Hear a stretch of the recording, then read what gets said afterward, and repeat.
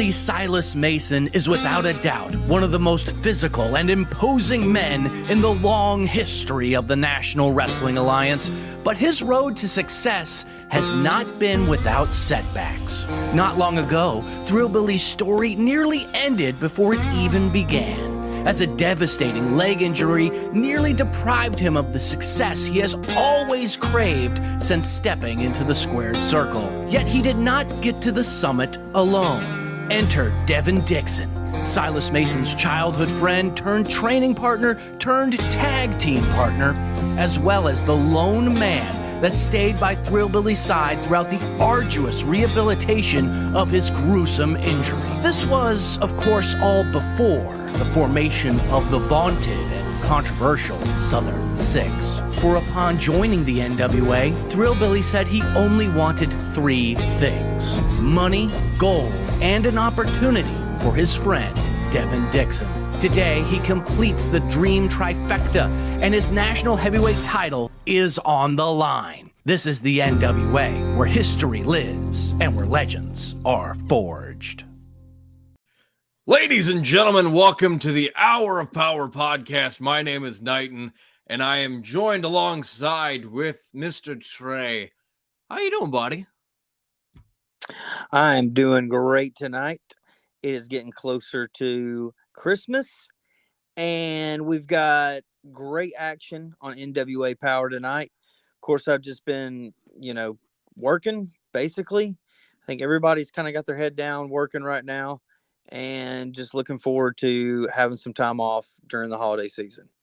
But a great episode tonight of NWA Power. Yes, it was very solid. Start off with the intro. They talked about Thrillbilly and his journey through this episode. Talked about his past with the leg injury. Talked about his tag team with Devin Dixon and his history with Devin Dixon. They did a very, very fantastic job with that segment and a very good tempo for what was to come in this episode of the Power. But we're going to move on to match number one, and the Country Gentlemen versus the Slime Balls. Your favorite tag team. Yeah, hold me back in excitement. Catie and Sage Chance start off the match. Casey Kazana was kind of on fire, but you know who stole it for this match? Who's that? AJ. AJ Kazana came in like a house on fire and just beat the living piss out of the Slime Balls. Yeah, they've got a real tough guy mentality, or just like presence, I should say. Almost kind of like Blackjack Mulligan or the Blackjacks, man, back in the day. Like just a nasty Southern Texas tag team, just real rough. But the Slime Balls over here with their comedy spots and stuff, and I remember watching this live and thinking, God, I want to see these guys get their ass kicked, and that's a good thing. That's a very good thing. Mm-hmm. The one thing I didn't understand though was when KC, excuse me, KC was in the corner, and the Slime Balls were tagging in and tagging out after every chop. I didn't understand that because it's like they got to give their hand a rest. They did one fucking chop.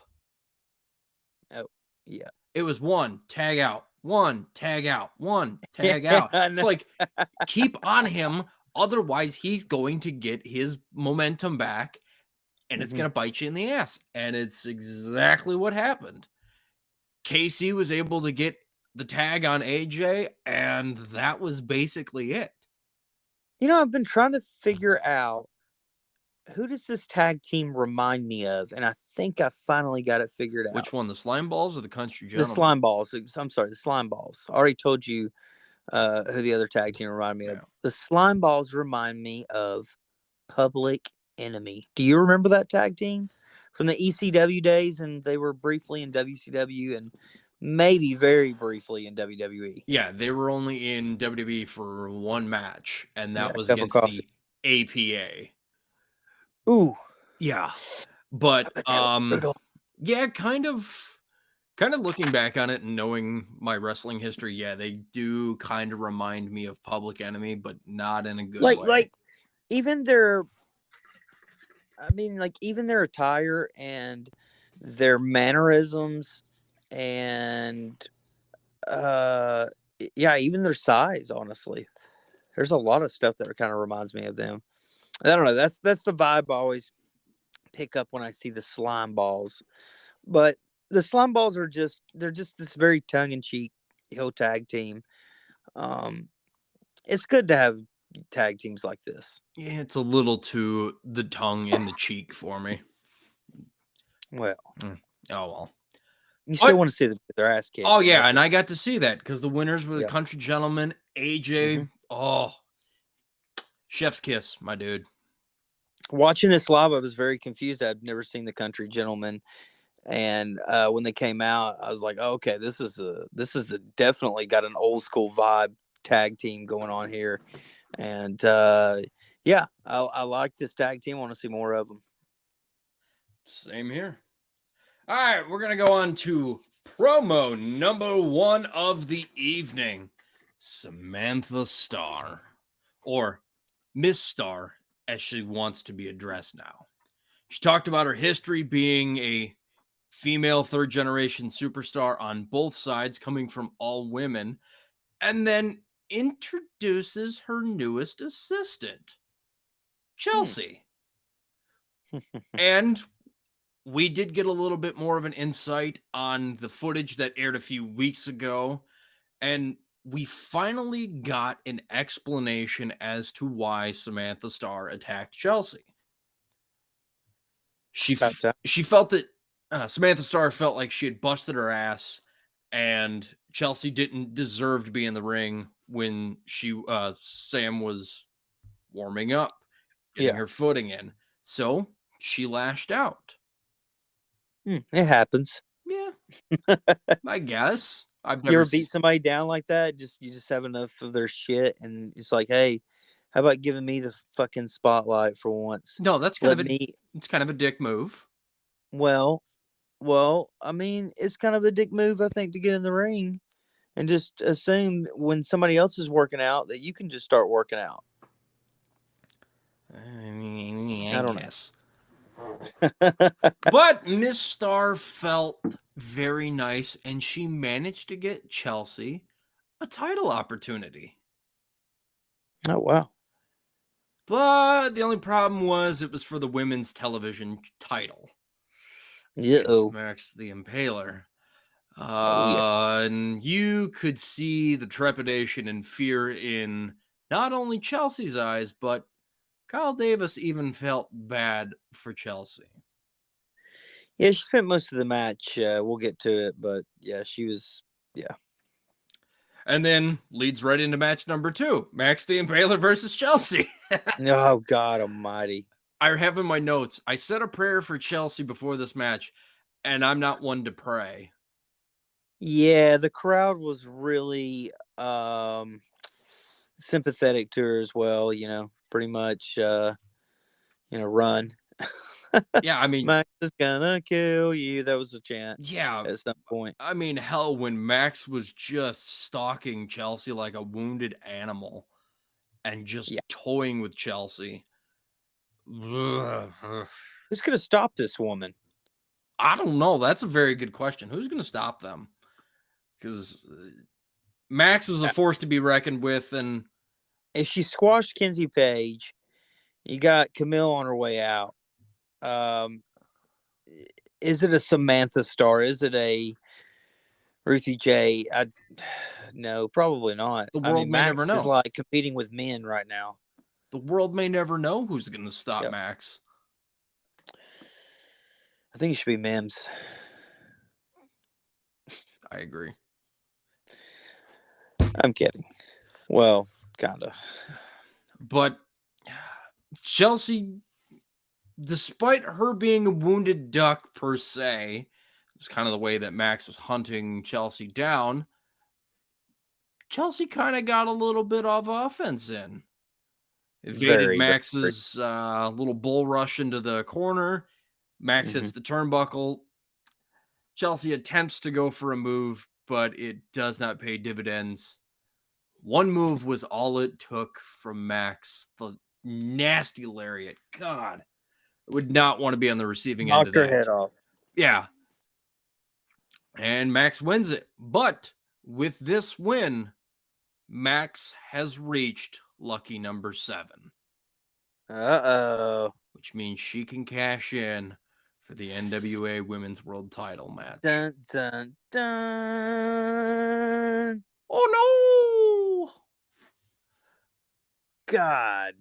Poor old Kenzie Page. Yeah, poor girlie. But we'll see what happens in the near future. That's very interesting. So, I mean, you could see something as soon as these tapings coming up, the next set of tapings, or possibly, I don't know, maybe at the Hard Times pay-per-view that they're going to be announcing. Probably see that some Hard Times, baby.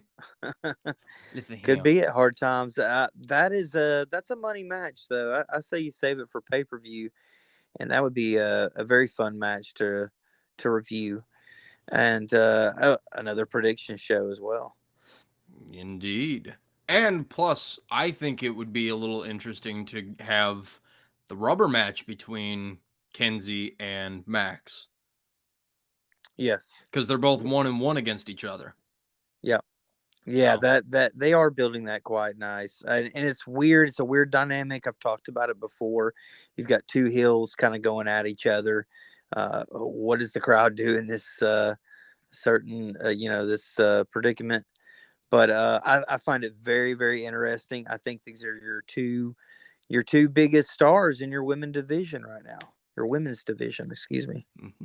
Well, clearly it's worked, because if it didn't, they wouldn't be running it back a third time, possibly. So. Yeah.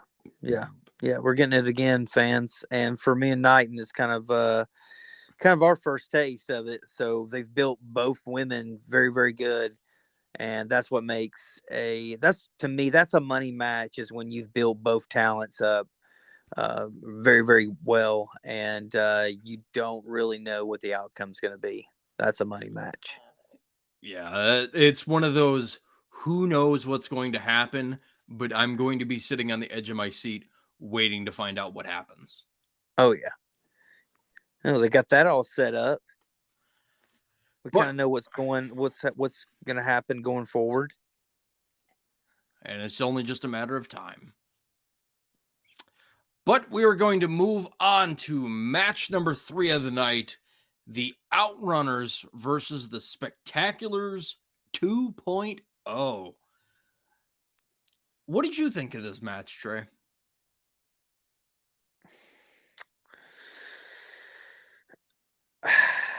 The Spectaculars, I've said this before. I know this is a taping. You want that sex appeal, right? Mm-hmm. Okay. But you also want the athleticism to compete in the tag division, right? Mm-hmm. So here's what I say. You got Kara, their hair, the hairdresser, makeup person for NWA, who we need to have on the show. I might even send her an invite here in just a little bit. You have her as your valet, and then you bring in Paul Burchill as the other member. Hey, Paul could pull it off. I'm telling you, if he can pull off a pirate gimmick, he can pull this shit off. Now, what did you think of this match? Honestly, I liked it. I really did. I'm not going to sit here and blow smoke up your ass. I thoroughly enjoyed this match. Okay. Honestly, Slade, to me, had a very good showing. And I think once he gets a little more familiarized with the whole Spectaculars extravagant gimmick per se, I think he could really fit in. His in-ring work showed that he can go. He's a damn good athlete. And he really took it to the Outrunners. And the Outrunners, they were freaking solid as well. Yeah, they have really good chemistry. I noticed watching live It's like, man, I can tell these guys have been together for a lot of years in the Indies. But yeah, they had a certain chemistry. Great. I love the tag teams in the NWA because it brings me back to when I was younger and the tag teams wore the same gear. You know, they felt like a real team with a heart foundation. The Bulldogs, the Rockers, the Steiner Brothers, the LOD, or Road Warriors. Those tag teams, they felt like real teams, man. The way they monetized themselves and were just in sync with each other. Uh, you know, kind of like me and you. We're the perfect tag team. And then, sometimes we've got our wacky manager on the outside, Justin, who's not able to be with us tonight. His internet is down. Although he claimed, baby. his mother verified. And you think I'm not joking. Oh my God, that's great. I love it. Said, listen, my poor boy Justin cannot be on. I was like, all right, why? The internet is out. It's been out for 2 hours. I was like, all right, I believe you. Ay. But back to the match at hand. Mm-hmm. Everyone was very solid, and the Outrunners were selling like $1 million, just flopping and flying all over the ring. I loved it. Rush had a little bit of a beat down to him, and he was fine. They teased it so many times where Rush was trying to go for the tag on Slade and just couldn't get there. But when he finally hit that tag, I was like, yep, that's all she wrote. Because I knew Slade was going to, Slade was going to come in like a house on fire, beat them both down, and I was right. That his finishing move was actually really cool. It was very effective. I don't know the name of it, but with time we will learn that. Yeah, he's a little bit of I would say an unknown. I am not aware of him. I do follow independent wrestling, but I'm not really aware of this guy. So Slade's, pretty impressive in this match. And like you said, like you mentioned earlier, Rush, sold really well. I like this whole progression of this, finding the newest spectacular. I'm only kind of halfway kidding with putting Kara in there. No, you got to put her in there. Yeah, you got her in. Damn it, you got to put her in. They do need another valet. Like, I know, I get Ronaldo's kind of a valet. He brings the spiciness to the spectaculars, right? But I don't know. You need almost a female presence as well, I would think. Yeah, I'm kind of in the same boat. Like a male valet per se or manager, they're not bad, but they have to have a certain je ne sais quoi. But a female, sometimes he's in the match. Sometimes he wrestles. He's not always, just on the outside. So that's when you need the valet there. Yeah, but if you get the two big men in there and he's just kind of the odd man out. That's true. I guess he could take more of a manager role. No, because you need the smaller guy, and he does very well. He does. Oh, yeah. When they had the 6-man tag, he shined really well. Ow. Oh, yeah. He's he sticks out like a sore thumb. Yeah. He's hilarious. He is. But with the Spectaculars 2.0 picking up the victory, they still have jobs in the NWA. Whoop, whoop. Because remember last week, if they didn't win, they were out. Corgan did say that. All right. On to promo number 2 of the night. We had Colby Carino, Kylie Page, and Ella Envy backstage with May Valentine. Kylie and Ella introduced themselves, and I was actually watching this out in the living room, and my dad's like, what in the flying hell So he's never watched NWA, so I'm watching wrestling. well, he liked wrestling back in the 90s, but Yeah, he's the one that got you into it. yep. His favorite wrestler we can't talk about. Uh-oh. Yep. Is it CB? Yes, it is. It is CB. Okay. Yeah, that's crazy because that was one of my favorites. And I mean, if we're just talking pure in-ring, he's still one of my favorites. But yeah, I think everybody knows what we're talking about. Yep. Chris Good old Benoit. no. Crispin. Wow. Yeah, and it's funny. This girl I was friends with in high school. Her dad was big into wrestling, and that was his favorite too. Dude, he was just so, I mean, so tiny, but he went. I mean, like just 100 miles an hour. But no, let's get back at the task at hand. And so we were going over it. We're watching it.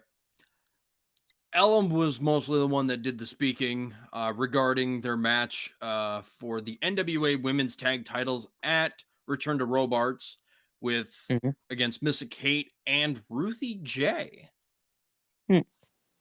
which I thought was kind of an interesting combo to see these two women together. But let's see if it works out for them. They even threw a Ella even threw a Betty White reference in the promo, which got a pop out of me. Nice. Dude, I'm a sucker for the Golden Girls, so. Oh my God, me too. It definitely got a good kick out of me. And then. Are you Blanche? No. No. You're not Blanche. You're definitely not Blanche. Dorothy. I'm Blanche. I'm Dorothy. I'm okay. Dorothy. Which one was that? I can't remember now. The old woman with the mom that lived with them. Yes, you are. I'm Blanche. I'm the whore. I'm the dumb bimbo whore. Yes, that is me. I mean, but I'm lovable. Yeah, that's true. I mean, I do steal some of Dorothy's lines. Well, I don't know. I could have been Betty White's character as well. I'm totally oblivious. I definitely could see that. Trey, I love you for that. I love you for that, man. But who would Justin be? I don't. Justin wouldn't even be a character on Golden Girls. He'd be like, no, he's the funny foreigner, and no, I don't know. No, I'll tell you what, he's Fez in that 70s. You know who Justin would be if he was a Golden Girls castmate? Who? Stan. Dorothy's ex-husband. Nobody liked him. Oh my God. Yeah. All right. He's laid out. Well, we got to continue on, Trey. Thank you for sidetracking. Yes. That's what I'm here for. Colby Corino was talking about his upcoming match for the NWA Junior Heavyweight title. I can't pronounce the guy's last name, but kind of what Colby Corino was saying, I agree with. Nobody's going to know who you are. Nobody knows who you are. Right. So for me, I was like, well, I like Colby Corino. Let's see what the other gentleman can bring. So Colby Corino he's on how many title defenses now? Like it's some unreal number. I saw it online recently. It's getting up there. Yeah, he's definitely had the belt for a little bit. Yeah, I think he took it from Kerry Morton, if I'm not mistaken. I think that tracks. Don't quote me. Yeah. Yeah, man, they've made him into quite the star. And I think well deservingly. I went back and watched that match from Samhain, and damn, that was entertaining. Oh, what jumped off the balcony? I was like, what in the? Yeah, it was great. Like I had stated in our terrible unreleased recording of the NWA Samhain pay-per-view, that was my match of the night. Yeah, that was probably my match of the night when after I went back and watched it. I was very, very impressed with it. I like this division.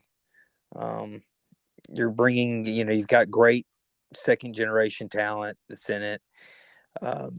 These guys are hot on the indies. Yeah, I'm loving it. Ooh, excuse me. That's all I got. Well, speaking of the junior heavyweights division, we're going to move on to match number 4. Ray Fury versus Luke Curtis Oh, this versus match was good Joe live. Alonzo. This match was good live. Well, why don't you take the lead on this then, pal? Well, I don't have notes in front of me, Well, but what did you this was experience? probably the most athletic bout of the evening. And as I'm watching it, I knew I knew of 2 of the talents, but I was kind of like I was asking Kara actually when I was sitting next to her, hey, who are these guys? This is great. I thought it was a territory match. You know how they've been doing the tournament? Mm-hmm. I thought it was that, but I was wrong. But yeah, great match. Like I said, probably the most athletic match of the night. I enjoyed all the guys in here. They did a lot of cool little spots. I remember them crashing to the outside a couple of times, pretty close to the audience. And yeah, man, this was a good match. Yeah, this was a very solid match. And, I had only known of Joe Alonzo from seeing his match with Colby Carino at Sawin. At Sawin, yeah. And he talked a lot of shit to the crowd. Yeah, he did. I noticed that a lot. Both him and Luke Curtis did a lot of showboating. And I thought it was kind of funny that Luke Curtis kind of forgot to take off his robe for like the first minute of the match. Right. But the unsung hero of this match 100% was Ray Fury. Yes, I agree. Oh Man, my. he was just flying around everywhere. God, he was amazing. Right. For Triple Threat, this seemed more like a 2-on-1 match. It more seemed Luke Curtis and Joe Alonzo versus Ray Fury. And Ray was holding his own against both of these guys. Yes. Yeah. I thought it was a great match, man. Like I said, I at first I was like, wait a minute. What is this? Like when I went to that taping, I thought I knew a good portion of the NWA roster, but I was kind of like, and then over the course of the weeks, I learned it even more. But going to these tapings, I was like, who are all these people?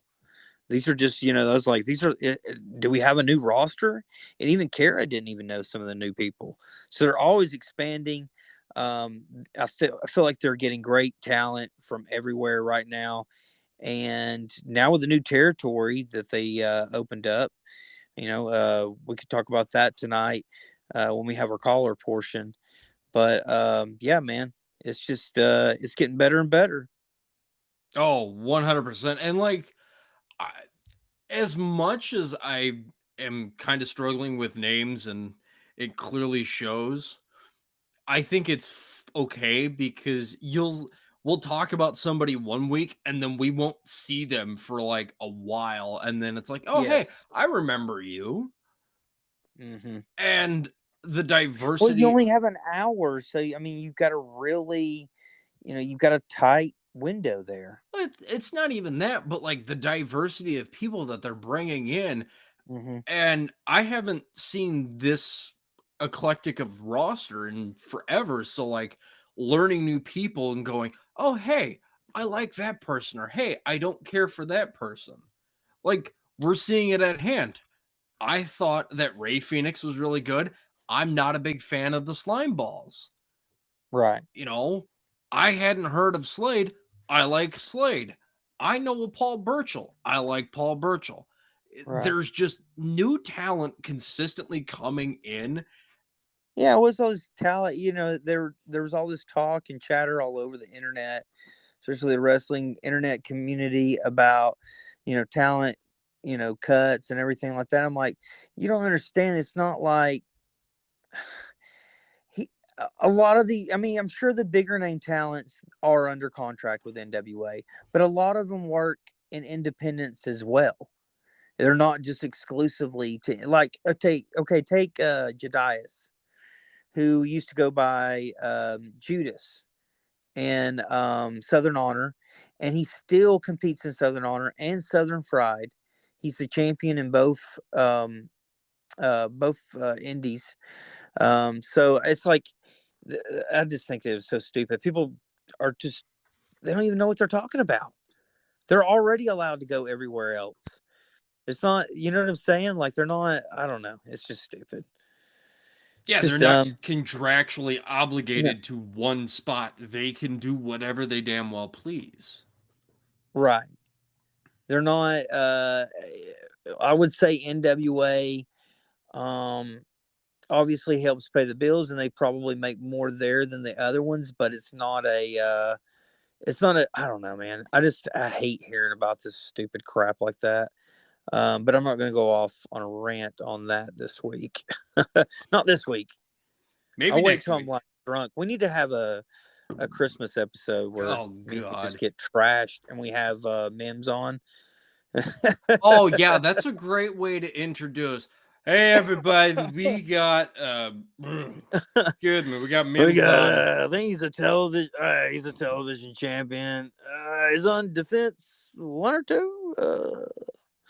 Yeah, that wouldn't be good. Yeah, he's on defense number 8. But We'll there's save only the drunk 70 needs. episode. There's rumor that Ronaldo wants to come on. So What? yeah, Rolando? yes. Fuck yeah, I'm on board with that. Okay, well, I mean, if you don't believe me, I could show you. The dirty screenshot of it. All right, well, send it to me on Facebook later. But Okay. Yes. we're He gonna. wants in. He wants to come on the podcast. And so does Mims, and so does a few other talents. Yeah, I can't really remember right offhand, but you know what? We're gonna do it very, very soon. Hopefully. Oh, no, this hopefully shit. Well, We're gonna do it. I say we have them on for a big show. You know what I mean? Like a big review or a prediction show or something. I would say cool. Prediction show. Yeah. Of course, they're going to predict themselves to win or their friends or whoever, but whatever. So who gives a shit? Yeah, who gives a shit? You're right. All right, we're going to move on to promo number 3. See how I tied in music? Yep, that was nice. Because Daisy Kill and Talos poking a little bit at the Immortals and a little bit of Mae Valentine. Oh. I will say, though, Daisy Kill got some mean skills on that ukulele. Yes. I would go to a concert of hers. His. If it was cheap or free. Oh, wow. Jipping the man out of money, I see, huh? Maybe. A little bit. It's tight this time of year. Money's tight and times are hard. Here's your fucking Christmas card. Oh, boy. Here we go. Hey, that was actually one of our... At least you haven't said the mommy daddy button this week. Oh. Why are you sighing at that? I just said it. Damn it. Why are you sighing at that? It's funny. It's stupid and it's just funny. Hilarious that it gets on every week. Well, every week it gets on. People get hit in the mommy daddy and or the family jewels, twigs and berries. Yeah, yeah. Cack and taters. All right, Austin Powers.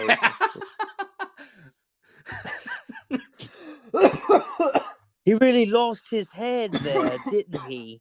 Fuck. That's no way to get ahead in life. All right, I'm done.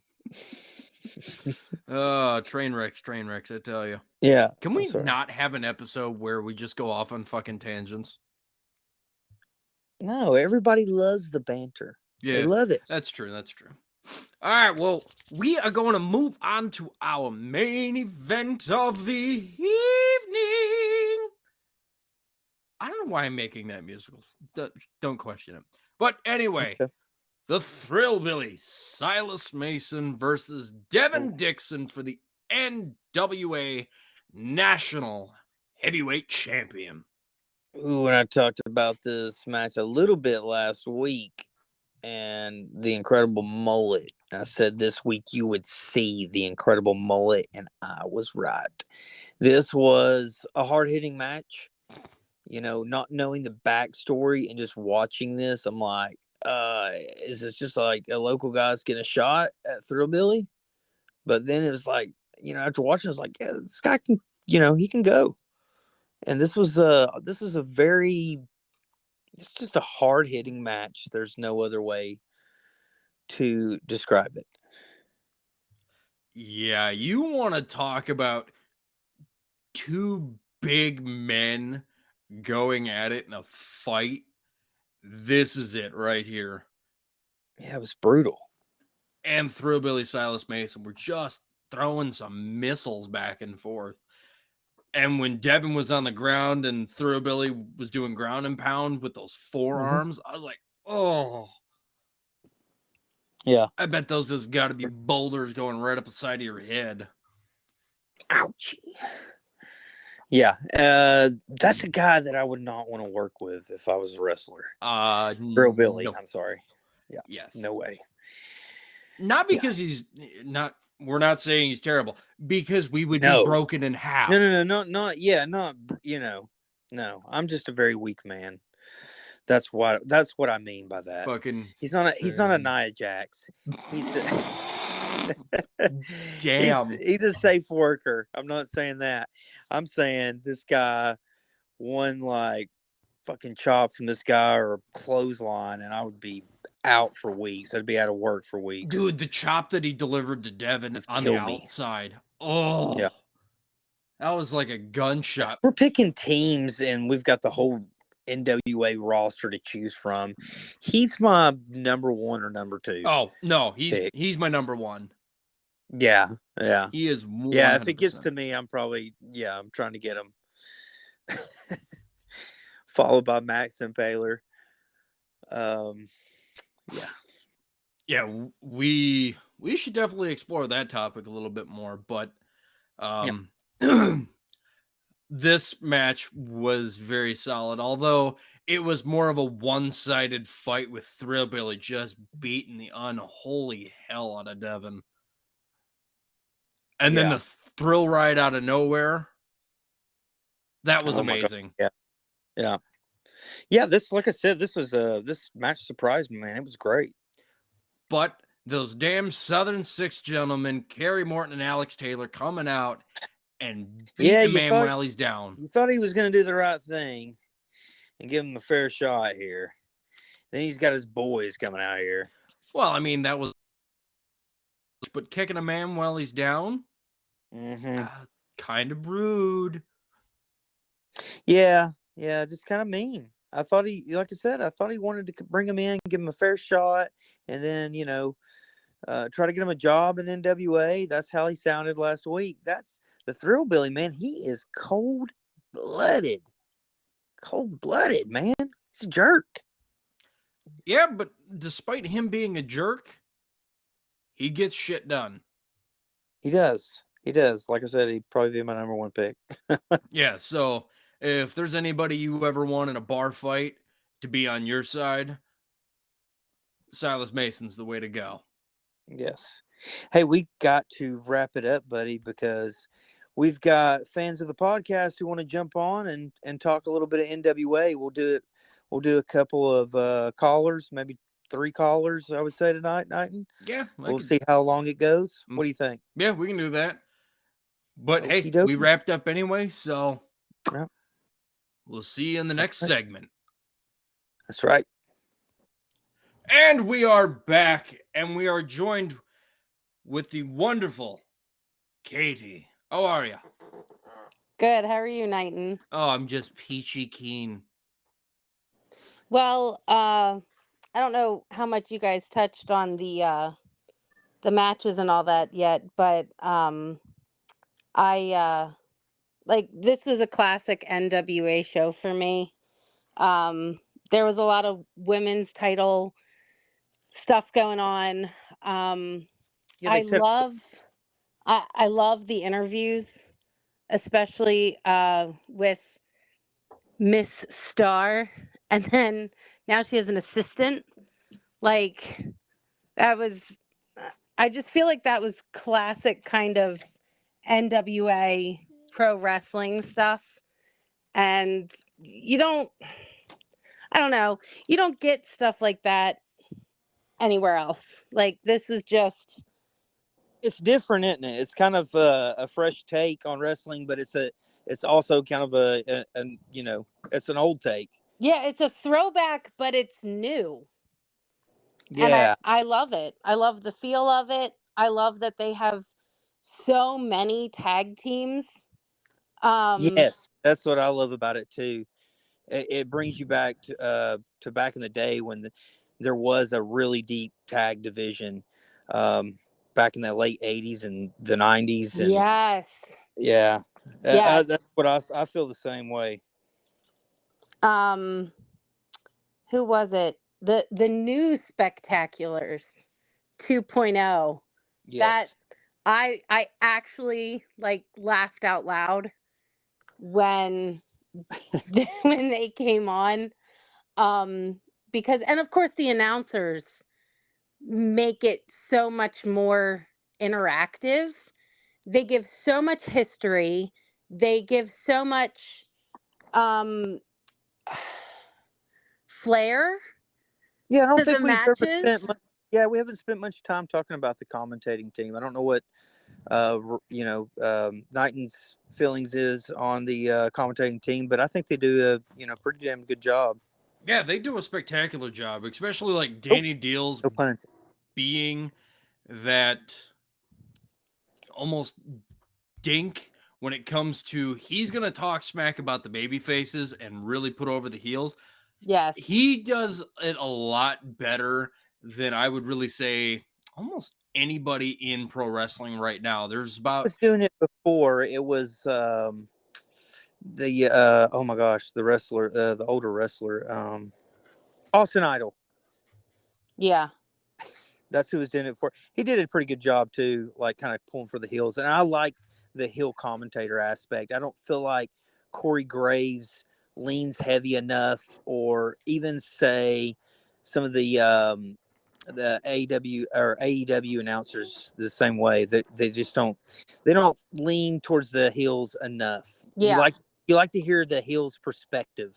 A whole lot of the other announcers on the other productions don't they want to be neutral, but they also kind of follow the crowd a lot. And the NWA announcers are like, no, the crowd isn't even here. Like, we're just gonna say our own thing and say what we want to say. Mm-hmm. I loved the whole thing. Actually, especially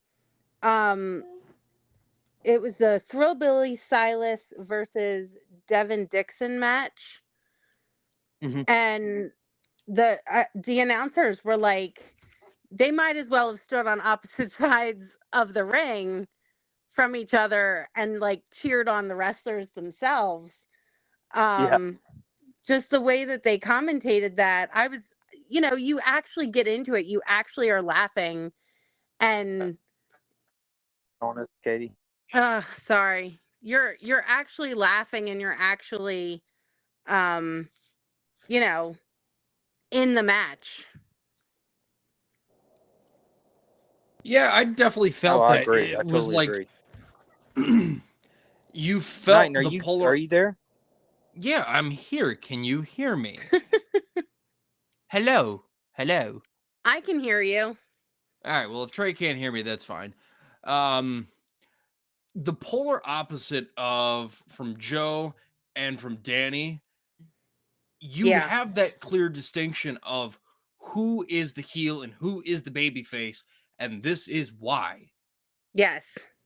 And Yes. it's very nice to have that polar opposite perspective compared to what we see in majority of wrestling, where it is that middle ground area where everyone is like, well, all right, well, we're back. We apparently had some technical difficulties. I don't know what the hell happened. Trey couldn't hear us, and then kind of things went south. But to reiterate what we were talking about, the polar opposite of having the announcers be on either side Yes. and only having two announcers makes things a lot easier for a new fan to follow. Okay, this is the good guy. This is the bad guy. This is what is going on. They make it relatively easy for newer fans and current fans and older fans even to understand what is going on. I actually feel like someone brand new to wrestling at all could turn on an NWA show right now and they would learn more in that hour than they would going back and watching shows from other productions from 20 years ago. I mean, hell, I just had that happen. Like I stated earlier in the show, once it hit the Colby Carino promo with Ella Envy and Kylie Page, I was out in the living room watching with my dad because, I'm waiting for just watching it because I didn't finish it while I was at work.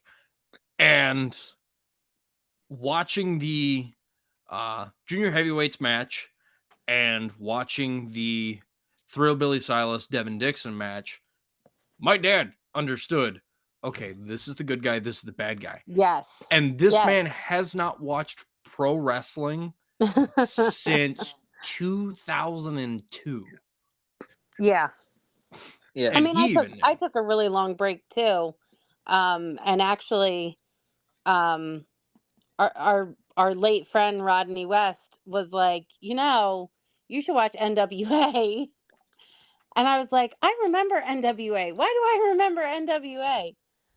But I grew up watching with my dad. And so, I knew a lot anyway, becoming kind of a fan again. But yeah, it's a fan friendly atmosphere that they put out. And it's just great. I love the whole thing. Yeah, the tapings were very, very casual and just very convenient to the audience. You come in and you're like, well, where am I supposed to go? And you almost walk through the backstage area where you see some of the wrestlers and everything. Wow. Yeah, and then you walk right out into it and you're like, whoa, we're right there. I can't wait till they come around Maryland again. Yeah, it feels like they're right, in the TV tapings anyways, it feels like the audience is right on the ring. That's Like awesome. a private show almost. Yeah, that's so cool. Yeah. But also last night, I would be remiss if I did not praise their women's division. Again, I grew up watching this stuff, and I have 2 daughters and 2 sons, and they like to watch it too, but I don't know, the way that they do the women's matches in NWA is just, it's classy, for lack of a better term. It's Yeah. you know I don't know, there's not a whole lot of frills and bells and whistles. It's just straight up wrestling, and I really appreciate that on so many levels, but I think especially with the women's division. And there are so many storylines with the women's division. So Yeah, it's very deep. There's lots of characters. You know what I'm saying? Like, I like that about it. Like you said, they get down to business. It's all about the wrestling, but at the same time, they develop their characters in these podium interviews. yes. It's very simple and it's very easy to follow. Yeah, it's fantastic. I love the whole thing, and yeah, I'm a fan. Yeah, well, we're glad that we've got you, watching as well, and trying to help build an audience for NWA, because we enjoy it and we feel like it's a fresh take on wrestling. Absolutely. Yeah. That's awesome. Okay, we appreciate you being on the line. If we do another caller show, we will probably be doing one pretty soon. Will you come back on? Oh, absolutely. Woo! And it is amazing that we have a female listening to our show. Oh, no, my you God. you guys do a great job. You guys do a great job. And again, I like NWA. It's one of those. Some nights I'd rather watch an NWA show because it's an hour. The matches are quick, That's the and thing. Yeah. it's kind of bang, bang, bang, and there's everything. And It always ends abruptly for me. I'm like, whoa, that's it? yes, yes. Although last night with the Thrillbilly Silas match, Yes. when it ended, I kind of tapped on the screen and I was like, but there's still time. What's going to happen?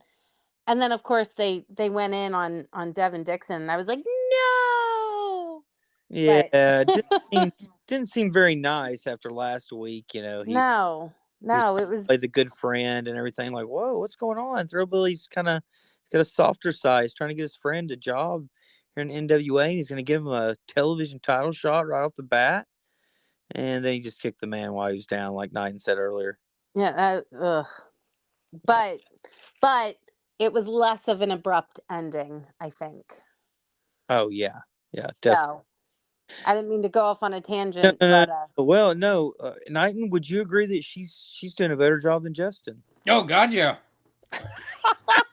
Doesn't take much though. Catie, you might have gotten yourself a job. No. woohoo! Because I don't have enough jobs. Yeah, now. yeah. We wouldn't put that on you.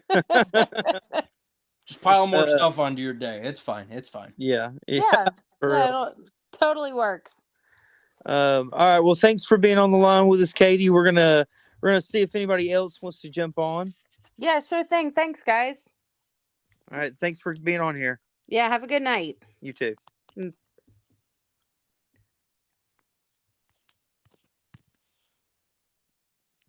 Yeah, Knighton, I have. We've never really spent time talking about the commentating team. They do a fantastic job. Other than you trying to fucking fight with them. Well, I still feel like that me and you could work a tag match against them to see who gets the #1 podcast in NWA. Yeah, that is true. I mean, they do kind of have a leg up on us, though. Yes, they actually have the NWA backing them. We don't. Yes, that's true. I mean, we got some of the roster, but that don't mean shit. Wait till we have we have Ronaldo on. He's going to spark the ratings right there. We're going to have all kinds of downloads when the leader of the Spectaculars comes on. I think he's the leader. I mean, would you say he's the leader? I feel like he kind of is. Yeah, somewhat. He didn't get a lot of say-so on who, he wanted Midas. Yeah, he got Midas. Look how that turned out for them. So then they went with Rush's idea. Worked in? That's what I want to know. Huh? Does Midas still get worked into this whole Nick Spectacular story? Let me put this in German, English, Russian, and Spanish. Nein, no, niet, no. Oh, that's not very nice. Who said I was nice? Yeah, that's true. Golden Girls. We editing these parts out, by the way? Oh, no. Okay. I say we keep it all in. We might be having technical difficulties because some of our listeners are having trouble getting on. Catie did a fantastic job, though. Yeah, she did. Yeah, I think Justin might have lost his job to her. No, I wouldn't put that on her, like I said, but damn, yeah, she was all about some NWA, and yeah, she kind of got cut off there for a little bit. I don't know what's going on tonight, Yeah, but I don't know what happened yet because we were in actually pretty good conversation, and we were actually continuing on about the whole commentator situation, and how they do a fantastic job telling us these are the people. This is why this is important. Oh, we got another caller. Uh-oh. Freak yeah. Oh, it's Brody, don't ever do that. Brody again. Rogers. There he is. What's up, guys? What's up, man? What do you want to talk about as far as NWA? Oh shoot, I hadn't even really thought about it much, but for let's talk about have y'all talked about the TV deal yet? We've talked a little bit about that and how they are on the CW app, and that he said in an interview that, I mean Billy Corgan, that they are in talks with another network. So okay. hearing, the rumor is we're gonna know something by January. Sweet. Hey, I'm down for it, and I'm ready for it to see where they actually do for sure end up landing, because I know I'll definitely be partaking in watching that every night that it's on. Let me ask you this: what do you watch it on? Do you watch it on the CW app or do you watch it on the YouTube app? I still do. I still do YouTube just because it's easier. I still do YouTube as well, but I'm kind of curious on if the presentation is any different at all on the CW app. I'm kind of curious to see what it would if it would be any different on the CW app. Probably not, but No, it's not actually that much different, other than more advertisements. Yeah, and see that's something, that's another. that was kind of Sorry. Oh, go ahead. I'm sorry, Brody. Yeah. Oh no, you're fine. No, that's another reason I stick to YouTube, because I've got YouTube Premium, so I have no don't have to worry about ads or anything. Oh, cool. Oh yeah. Yeah, I enjoy it watching it on YouTube. It's pretty easy watch. But yeah, I was going to talk about advertisements. They don't have, this report coming up online that he's paid, out of pocket for a lot of this stuff, and because he doesn't have any advertisers. Yeah. What would make a good NWA advertiser? Ooh. Maybe like you got to really kind of you can't think of like Ford and Toyota and some of the car places. You're not going to get that.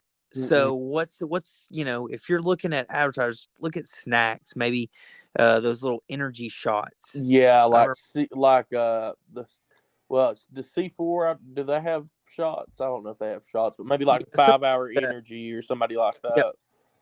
Yeah. I think 5 Hour Energy used to do Impact, if I'm not mistaken. Yeah, I think you're right. Yeah. I don't know. I'm just I was thinking about that the other day. I'm like, who could the NWA really go after as far as advertising dollars? Like a good demographic, to go after. Maybe like some kind of energy drink.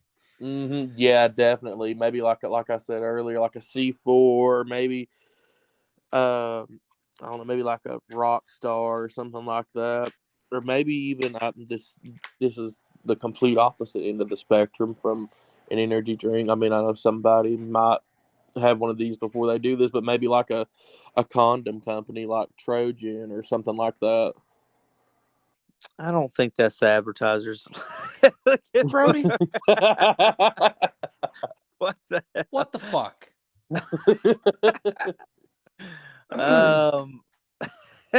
Maybe like a newer beer that's coming out. I don't know. Yeah. I mean, like, who are you aiming your audience for or at? I should say. I don't know. I think about these things. I'm not the normal wrestling fan, I guess, but like as far as being a fan and wanting them to succeed, I'm like, oh man, who could they go after as far as advertisements? That's something I don't think a lot of people think about. Especially when everybody talks about, oh, we want to see the Attitude Era come back. Well, back then in the Attitude Era, they were, they didn't care as much about having family-friendly advertisements and stuff like that. They went after, just, different things that weren't. Well, yeah, and they had to go after different kinds of advertising. And maybe the condom thing would have worked back in the Attitude Era. Yeah, exactly. Val Venus could have been their spokesman for it. Exactly. And then at the end of the commercial, Knighton, guess what happens? And choppy pee pee. There you go. Oh man. I don't know. What do you think, Knighton? Have we done enough callers for the night? Yeah, I think so. I think after my Brody did a we're gonna have Brody on again for comedy purposes. Oh, I'm okay. Yeah, Brody and Justin on a podcast together. Wow. That'll be the episode I drink. Live on air. That might be our Christmas episode. We have Brody on, audience member Brody coming on and shooting the shit with Justin. Listen, all I'm saying is if we're going to do a Christmas episode and you want me to get abso-smurfly plastered, we're Can gonna we have have to Ronaldo on that one? we're gonna have to do it on a Tuesday. Oh, you know what? I just had a light bulb go off in my head. Let's We're gonna have Kara. I know it doesn't happen often. We're gonna have Kara on the same time as Ronaldo, and we're gonna put Ronaldo on the spot. Oh, that'd be awesome. Look, what's the deal? Are you gonna add her to the Spectaculars? Oh, that would be a dick move, but that'd be so funny. Oh, we should. Ronaldo's listening to this now. He's like, "Fuck that! I'm not going on there now." Yeah, He's like, I don't want to get put on the spot. Oh. Rolando, don't listen to Trey. He Yeah. talks out of his tuchus sometimes. Yes, yes, yes. Word. You'll have to excuse me. You're excused. All right. Well, yeah, I kind of like the caller portion. If we can get it fixed where everybody can get on. I know Josh was having some trouble and some other people in the chat that wanted to jump on and talk some NWA. We'll bring this back. I enjoyed it a little bit. What about you, Knighton? I thoroughly enjoyed it. Yeah, I think Catie. Up until go ahead. Brody started talking about condoms. Hey, I have to be the comic relief. And Catie, man, what the fuck? Like, she came in just like, dude, she could have took my job. Holy shit. Dang. Yeah. Maybe she needs to be y'all's third host. Add her as a third host. Well, Justin's supposed to be, but he says power is out. Oh, no. Yeah. Yeah, poor Justin. I know, Knighton was doing cartwheels, though. He's like, fuck yeah. No, Justin. Nobody to bust his balls. Yeah, we kid. All right, let's get off here. I still got work in the morning. I know you gentlemen have work in the morning. Yes, sir. And we'll get back on it next week, and we'll plan this Christmas episode. We're gonna build this up like an event. Heck yeah. Like I said, it's gonna have to be on a Tuesday. On a Tuesday, so my happy ass can recover on a Wednesday. Oh, okay, I gotcha. Okay, yeah, late Tuesday night after we've watched the episode of Powerrr. Yeah, literally. Ooh, could we try to do it live? Oh, absolutely. That would be. I'm all about it. Heck yeah. Oh, that would be absolutely hilarious. See if we can get like YouTube up, and then hopefully I should have my laptop by then. Could you? Are we gonna review it live? Watch it and review it live? We'll take notes. I'll take notes, and then I'll lead us through it, and we'll review it live on air. But we're not gonna live review it as it's airing. We should try a live review as it's airing one night. That would be pretty cool. Yeah. I'll have to clear my schedule, though, to do that. Well, we'll figure out a day. I would. Ooh. What are you doing the 19th, Trey? I don't know. Well, find out, because I'd say that'd be the perfect time to do our Christmas special, the 19th. Woo! I'm all about it. I think we're going to work that day. We're going to get Kara on. We're going to get Brody's going to be back on. Catie. Hopefully she doesn't take anybody's job. Yeah. And then we'll have Justin, if he has internet. Yes, Rolando. We may even invite the biggest guest of them all. EC3. Ruin it. The world television champion, Mims. Ooh. What do you think about that? I would 100% be okay with that. Okay. All right. Well, it's in the works. Damn it. All right. Let's get off here. Whoa. Hey. All right. Talk to you guys later. All right. Bye-bye, Brody. Bye. Later, peoples. Good night, Knighton.